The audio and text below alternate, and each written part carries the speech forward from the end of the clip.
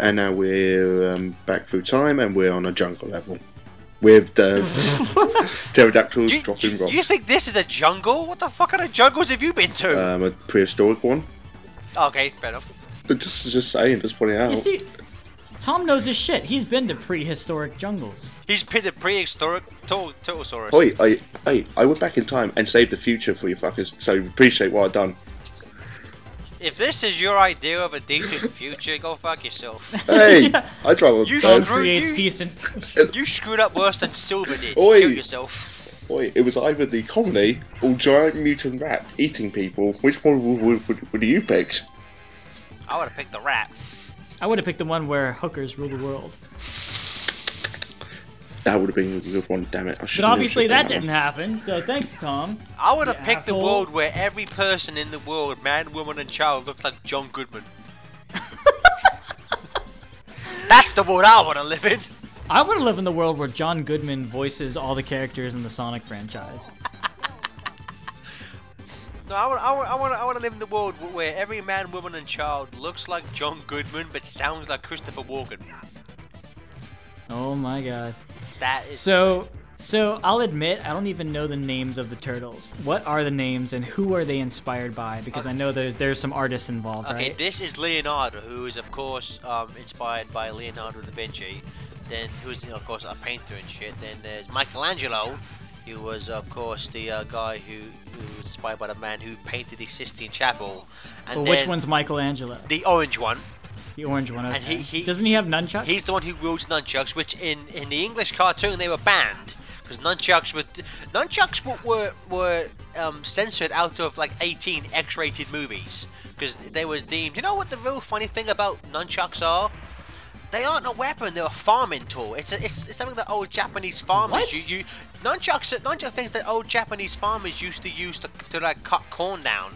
They were never designed to be a weapon, but like thanks to stuff like this and martial arts films, people think they are, but they're not. Although in the history of the series, Michelangelo was the first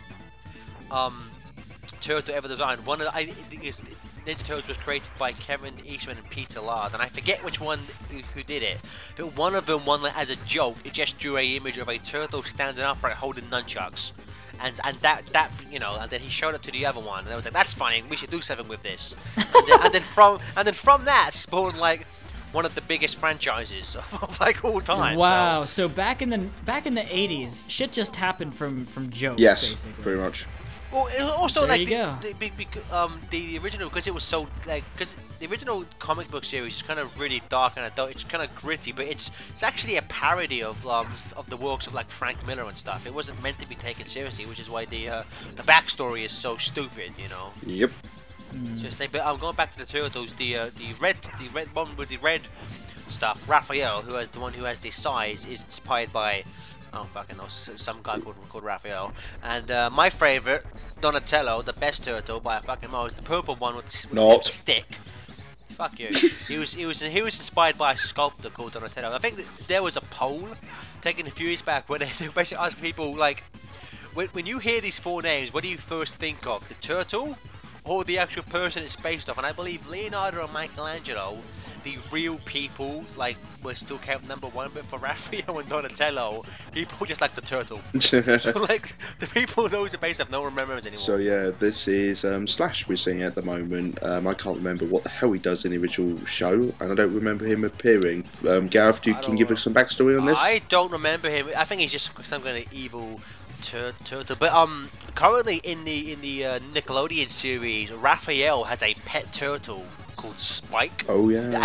A pet normal turtle, and people online are convinced he's gonna get mutated into Slash. That would be pretty cool. That would be pretty cool to see. I know, because I like Spike. I don't want him to get mutated into an evil killing machine. Yeah, but the thing is, it would be such a good storyline if they do it right. It'd be even more amazing if it was Spike from Rugrats.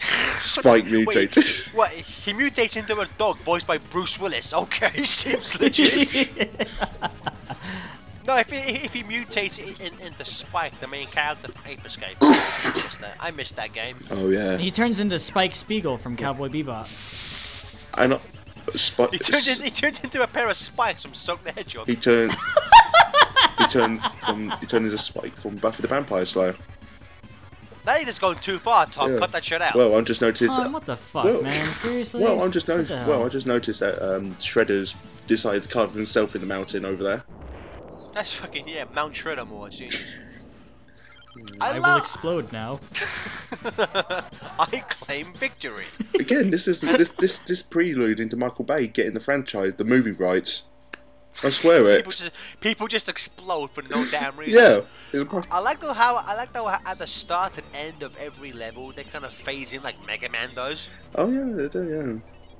So Stephen, imagine if Eddie LeBron directed a live-action. Oh my God, no, no. Like, I don't know Ninja Turtles that much, but I will say that I have enough respect for it that I don't want Eddie LeBron to fuck it up. Oh wait, the ninjas that they're fighting here, are they purple, blue, red, and yellow? No, the thing was on the original show it only used to be purple ones. I think for this game specifically they added extra colour versions of it, if my knowledge is correct on that. Yeah, well, in the cartoon, these are all robots, and in the cartoon they're just purple. But what they did for the game, so all the enemies weren't just purple and boring. They're colored different colors, and all the different colored ones act differently. Like say the blue ones may be harder to hit, and the red ones always have a shield and shit. So it just makes them stand out. Okay, now one thing I have to ask is can we talk about the logistics of this or no? Do we just throw that out the window? What do you mean? Logistics? Oh, again, Stephen, this is a franchise about Teenage Mutant Ninja Turtles. I don't think complaining about time travel in a franchise No, not time travel. It's just like, this starts off with, what, Shredder hires a guy to steal the Statue of Liberty? No, that's Krang. That person is Krang. They work together. Okay, so Krang? Krang. Krang. What the fuck? Okay, so Krang steals the Statue of Liberty, and the Turtles are like, "Fuck that shit," and they go after Shredder because they blame him for it. Yeah. Brilliant. And so now we have all these hired, ninjas coming in just to protect the Statue of Liberty that was stolen. That doesn't make any sense. No. These robots are the rock soldiers. Robots. All these people they're robots, and they're part of the Foot Clan, which is what Shredder is in control of. Yep. So Why don't Shredder just use a fucking gun? What the hell? But it gets even more confusing. Krang is from another dimension, from Dimension X, who is an alien being, who is an alien conqueror, What? which basically use rock monsters and mutated creatures. Krang is based off. There's the great Stephen. If you're confused, if you go back and read the original comic book, by issue 4 of the comic book, the Turtles are in outer space. Oh yeah, that's how insane that comic book was. No, it gets better. They fight Triceratops in space. Triceratons, yeah. Basically, Krang is inspired by a race in the comic book called Utrons, which are basically little brain things that sit in the stomach of android bodies, and that's what Krang is. So these are rock soldiers, which are part of Krang's army. The foot soldiers, the robots, tend to be under Shredder's command, while the rock soldiers tend to be more under Krang's command. The more I think about this, the more I question why I this franchise. There was actually a good episode where his actual robots turned on him and actually took over the Technodrome. That actually was quite a funny episode. Oh. So these of course are Bebop and Rocksteady, two of the most beloved. These are the scratch and ground of the TMNT franchise. Yep. Okay. One thing I like about this boss fight though is that at one point, like if one of them's just out, if you knock the crap out of him, they will go back and kind of kick the other one into a fight. Yep. So you can fight. I like that image. Is of the turtles under the whatchamacallit, fucking sewer lid is taken from the theatrical poster for the first Ninja Turtle movie. Yep. It's pretty badass. Yep. So you had this chance to change into a better character. Why didn't you do it? Fuck you. That's why. Fair enough. But also, why character as in what? Donatello. Yeah. Okay. Fucking is the best, man. Also, if this thing took you, Tom, to the beginning of the level, not to question your editing or anything, but why didn't you just edit out the run where you fail essentially? Fuck you, that's why.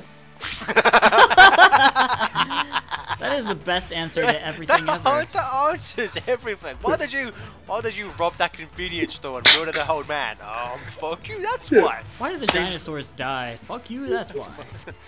No, my favourite response to that one is taken from an episode of Family Guy where like... Yeah, because you touch yourself at night. Why did the dinosaurs die out? Because you touch yourself at night. Oh.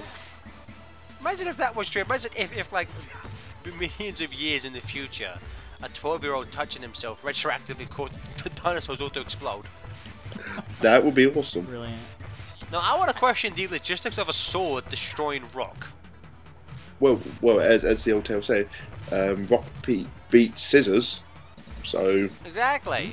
So that's why Donatello wins, because his weapon is of course wood, and paper is wood. That's why paper beats stone. That's why he can defeat these guys. But Leonardo defeating him is just stupid. Fuck you. That's why. Steven, after watching what is that? Is that a bomb? Yes. Yeah. It's a bomb and a pizza bomb? Yes. Yes. It's a pizza bomb? Yep. Yes. Steven, special delivery. Steven, how much are you loving this franchise now?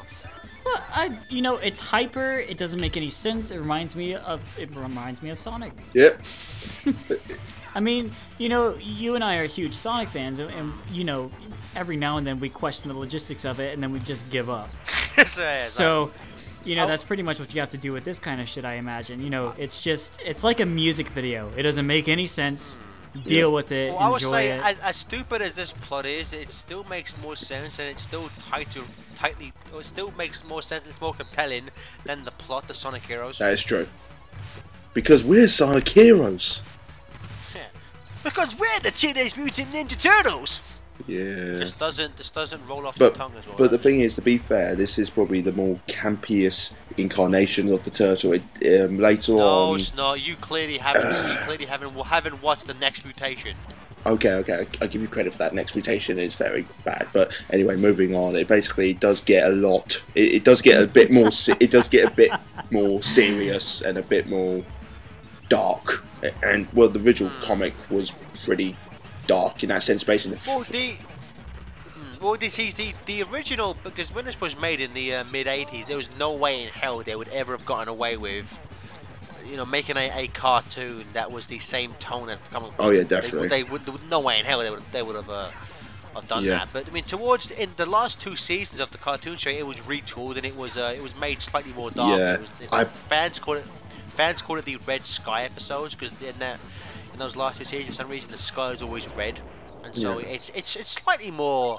It's not adult or anything. I mean, it's for my opinion, it's actually worse than when it was campy. But it takes itself more seriously than it had done in the past. Red Sky. Yeah. The Red Sky seasons. And also we can't forget that the turtle had a mutation problem where they turned big, giant, ugly monsters constantly through for no reason. When they started a new season, that rhymed, that they just added a Red Sky. Yes. To make it, because they were slightly, I reckon they were slightly influenced by the Batman animated series, which in Batman the sky was normally red. And so really, that's interesting, because Invader Zim was always red as well. Well, see, everyone just steals from Batman the animated series. Batman the animated series is one of the best cartoons ever made. Well, it's funny because for Mr. Smiles, I'm using a Red Sky as well. You stealing bastard! I've got to admit, this is my favourite level, and also with some of my favourite music in it as well. I want a train. You're on a train, you're fighting ninjas in a cowboy western theme. How more awesome can you get? This is the most anachronistic video game level of all time. Shredder's train is, gotta speed up! Oh. Right, this truly is the definition of a radical train. Oh god, 90s puns. And look, there's a ninja riding a horse. Because, okay, seems legit. Yep. A robot ninja riding a horse. So, Steven, you have never watched any of the cartoons? I did watch some of the cartoons when I was like 3. So, you know, that goes to show, like, you know, my attention span, obviously. Have you seen any of the movies? Okay, I will be honest. I saw the first, like, CG movie. Okay, well, but the I only don't one. remember. I hardly remember it, and I don't remember enjoying it either. Okay, that was actually the last one, and it was I will say story-wise, it's pretty weak. The story is pretty weak, but in terms of I was pretty impressed, like in the raining scene when like the rain was falling on the turtles. I was like, oh, that's awesome. I will say the animation and the way the characterizations of the turtles themselves, I greatly enjoyed. It's just the story is incredibly weak. Yeah, it is pretty weak. And also, it's really typical. It doesn't mesh with anything like. It's set in the same continuity as the previous live-action films, and those are pretty. See, the third one had them going back in time and shit, but like the fourth one has all those like monsters from another dimension. You're just like, what? Yeah, and also as well, it's the reference that is linked to the original movies is that there's a scene with Splinter looking at some stuff, and you look up, you see the Shredder's helmet, and the design of the helmet is the movie version of the helmet, which is pretty cool. Yeah. You have Shredder's helmet. You have the canister from TCRI. You have the time scepter from the third movie. So like it's meant to be in the same. I mean, like, they were gonna have a sequel to that with like, but they brought back Shredder, but it did. I mean, like, it didn't do that well. Well, it did. Based on its budget, it did. Its budget was only $40 million, and for only I know, because they outsourced it to a Chinese company, and like, you know how. in terms, I'm speaking purely on an animation level here. Forget story. On a purely animation level, for me, the TMNT movie is just as good as any Pixar movie. That is true. After, you know, like, say what you want about how bad the story is, but animation-wise, that movie is amazing. I mean, some of the human designs aren't the best, but like the turtles and like, the effect that, like as Steven said, when Raphael and Leonardo are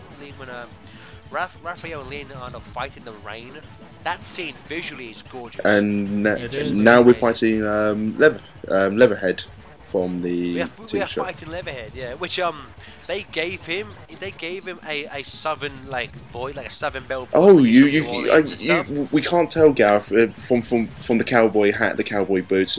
Nothing gives that away. Well, see, what I want to say is that he's voiced by Jim Cummins, who is of course Winnie the Pooh and Dr. Robotnik from Saturday. Sweet. Again, a Sonic reference. Anywhere you go. There's no use. We could be talking about anything, and I will find a way to link it back in the Sonic. I got to admit, I do find quite funny in this boss fight. He throws like knives at you, and the other thing he throws at you is a lobster, which is brilliant. Of course. You knocked him off the track, you asshole. Well, he deserved it. He's a handbag now.